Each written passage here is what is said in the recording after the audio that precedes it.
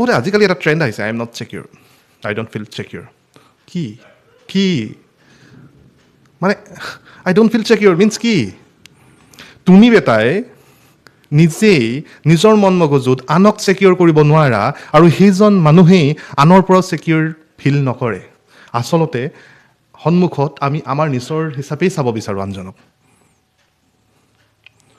মই অবিশ্বাসী মানুহ, মই ধোকাবাজ মানুহ, মই এজন বিশ্বাসঘাতক মানুহ, মোৰ সন্মুখত থকাজনৰ গাতো বিশ্বাসঘাতকৰ যদি ধূলিকণাটোৰ সমানত চেকা নাই, তথাপিতো তেখেতক মই বিশ্বাসঘাতক বুলিয়েই ভাবি ল'ম। প্ৰব্লেমটো ক'ত আচলতে? প্ৰব্লেমটো ভালজনৰ নে বেয়াজনৰ? প্ৰব্লেমটো আচলতে সেই বেয়াজনৰ।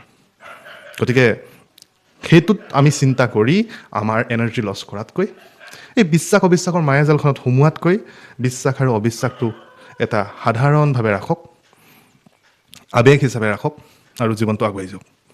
কাৰণ ইজন মানুহে আপোনাক বিশ্বাস যেতিয়া কৰিব, কেতিয়া কৰিব আচলতে? তেখেত যেতিয়া নিজেই বিশ্বাসী হ'ব। আৰু আপোনাক অবিশ্বাস কিয় কৰে জানে? তেখেত নিজে অবিশ্বাসী। তেওঁ নিজে নিজক চিনি পায়, তেওঁ অবিশ্বাসী। গতিকে আনকো তেওঁ বিশ্বাস সহজভাৱে কৰিব নোৱাৰে।